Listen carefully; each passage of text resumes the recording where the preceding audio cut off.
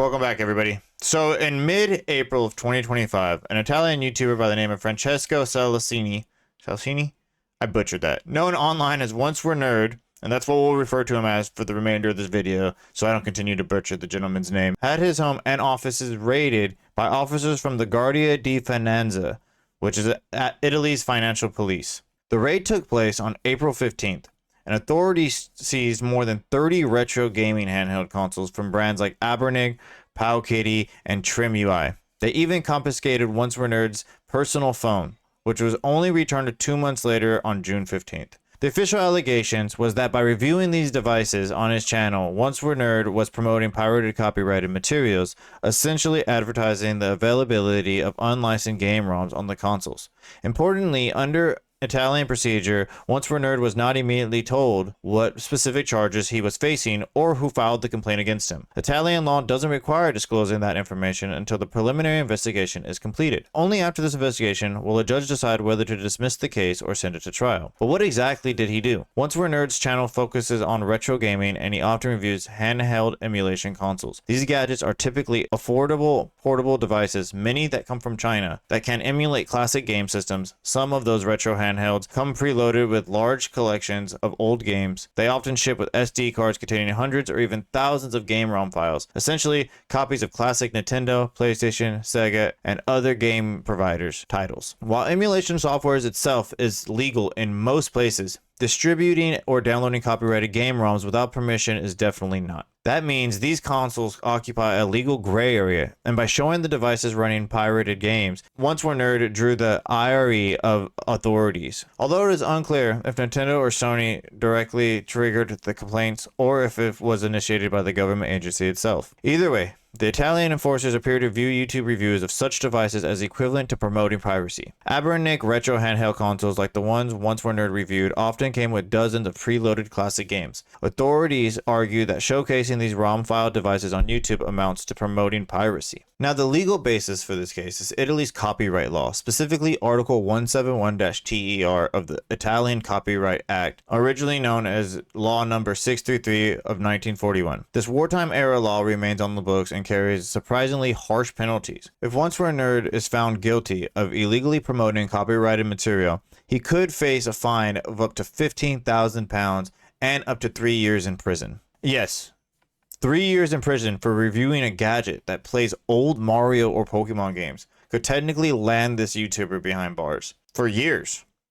Italian authorities have leeway to take extreme measures even before a trial, including shutting down the OnceWereNerd YouTube channel and his other social media accounts during this investigation. Unlike the familiar YouTube copyright strikes, which require proof and offer some recourse, here, the authorities can essentially just flip a switch and his online presence can go away without verdict. This heavy-handed approach isn't entirely out of character for Italy. The country has a history of strict copyright enforcement. Like, for example, Italy's internet regulator recently ordered Google to poison DNS results to block illegal soccer streams. In short, the law is decidedly not on OnceWereNerd's side. It's antiquated, broadly written, and gives enforcers broad powers to act first and justify things later. Now, it is worth noting that Articles 171's harsh penalties were designed decades ago for combating serious piracy and counterfeiting. Applying it to YouTube's console reviews feels extremely unprecedented. Observers worry this case could set a dangerous precedent for content creators, especially in countries with similar outdated and overzealous copyright laws. If showcasing a product that can be used for piracy is treated the same as engaging in piracy, many tech reviewers and gaming YouTubers might have to think twice about what they show on screen. When news of the investigation first broke, OnceWereNerd posted a video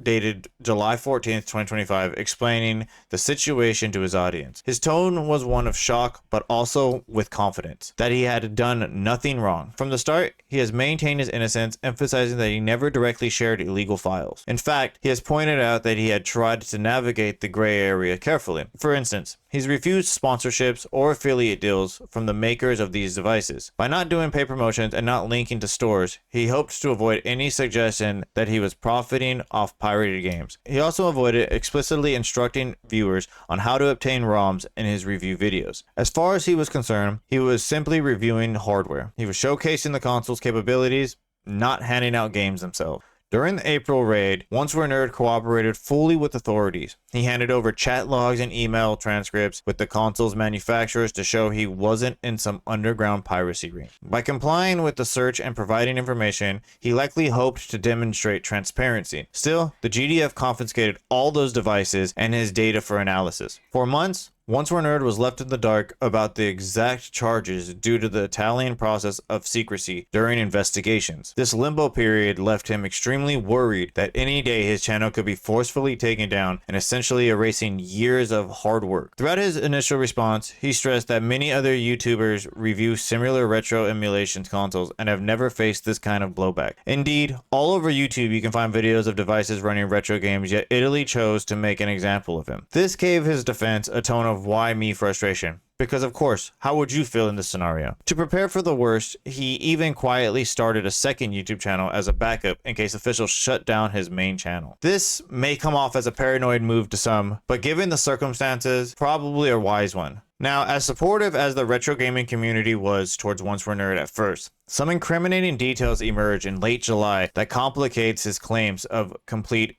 innocence. On July 23rd, Android Authority and other reported that OnceWereNerd had in past shared links to ROM sites via his own blog. In a tutorial video posted in January of 2025, he avoided directly showing how to get games, but he included a link titled Where to Find ROMs on his personal website. That blog post, now deleted but still visible on web archives, listed websites where people could download game ROMs and console BIOS files. Basically, a roadmap to illicit downloads. While OnceWereNerd did include a disclaimer urging readers to only download ROMs for games they already own, that thin caveat doesn't carry much legal weight. Essentially, despite his public stance of being careful, he was providing a shortcut for viewers to find free games, and one could argue he did so coyly, linking off YouTube to his blog. But it undermines the notion that he totally avoided facilitating any type of piracy. Perhaps even more damning, users on a classic gaming forum uncovered evidence that OnceWereNerd had sold some of his emulator handhelds via his Telegram channel, and these devices still had the ROM file memory cards with them. In other words, he might have profited even indirectly from hardware loaded with pirated games. Despite earlier claims that he never shared or sold such content, this discovery directly contradicts his statement that he didn't benefit financially from copyrighted material. OnceWereNerd has since corrected one detail. Initially, it was reported that the sales happened on Facebook, but it turns out that they were on Telegram. A minor point, but one he clarified while under the microscope. Facing these revelations, OnceWereNerd declined to give further comments to the press, citing the ongoing investigation. On the fundraiser page and social media, however, he acknowledged the situation looks bad, while still urging people to see the bigger picture. Even if he wasn't 100% innocent, many feel the punishment in question is extraordinarily severe for the real offense. As a writer from Kotaku noted, it seems ridiculous to potentially throw someone in jail for showcasing handhelds and ROMs that are widely available online anyway. In short, the new info took a bit of wind out of the community's sympathy, but it hasn't exactly turned public opinion against him. It just introduced some nuance. The angel in the story might have a slightly tarnished halo now. News of the raid and potential charges sparked an outcry across social media and gaming forums. Many in the retro gaming community and beyond were stunned that reviewing a console could be treated as a crime. On Reddit, users expressed confusion and anger. So he's potentially getting arrested or having to pay huge fines for saying this thing can play emulated games, one person mentioned. Another pointed out that OnceWereNerd only reviewed the hardware and deliberately avoided providing game files, writing, "That should be legal.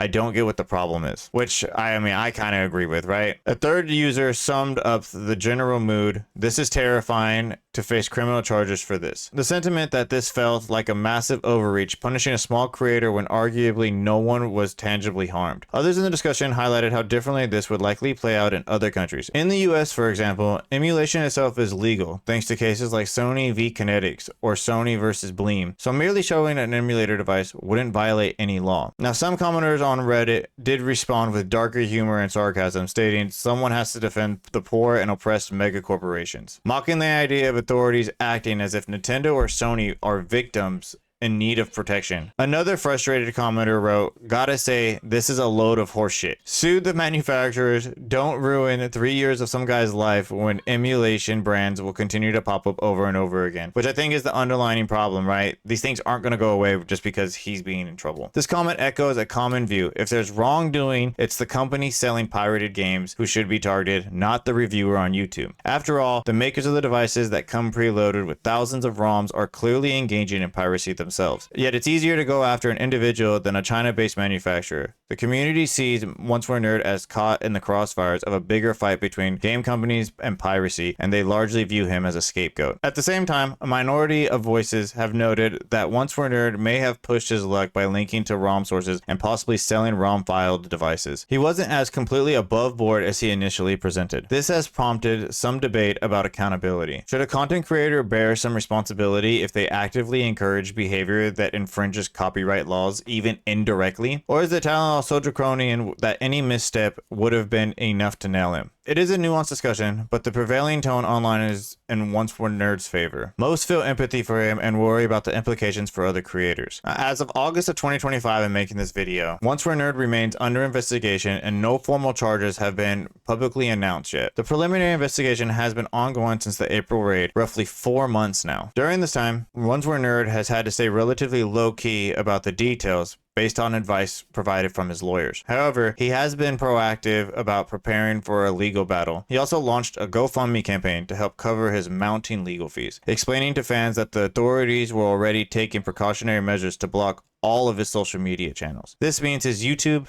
Instagram, Facebook, Discord could be frozen at any moment. In fact, he noted that only his TikTok was left alone since he hadn't featured the contentious content there. The fundraising and public attention seem to have helped, as his story has been covered by international tech outlets and even sparked discussion about whether Italy's approach is too extreme in this case. OnceWereNerd fully expects that the case will proceed to trial barring a miracle. He has retained a defense attorney and is ready to argue that he never intended to violate the laws and that he's being made an example of unfairly. Now, if the case does go to court, it will likely hinge on interpretation of Italian copyright law. Does reviewing a product that contains illegal ROMs count as promoting or facilitating copyright infringement? The law is broad, so there is genuine concern about the outcome. A conviction could not only result in fines or jail time for OnceWereNerd, but also cement a precedent that chills other tech reviewers and gamers from discussing emulation devices. But on the flip side, if OnceWereNerd case gets dismissed or if he wins in court, it could send a message that such extreme enforcement won't hold up, possibly sparing other creators from similar troubles. For now, the community is watching closely.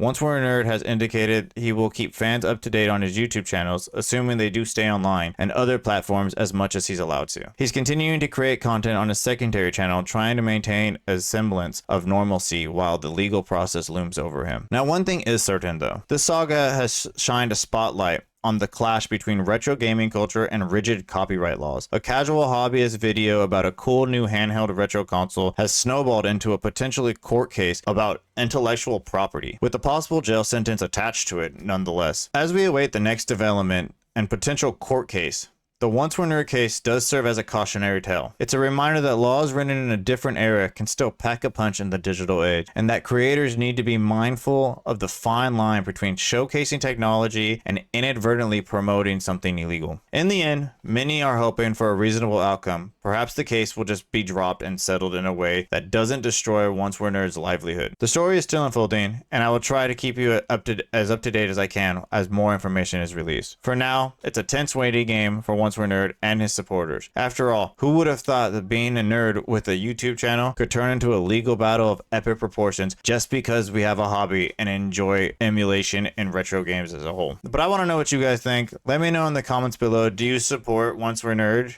Do you agree with the copyright bullshit that's going on? All links to everything that I referenced are in the description below. Don't forget to like, comment, subscribe, and share this video out there. Ring the bell for notification, and I'll talk to you guys next time. Peace.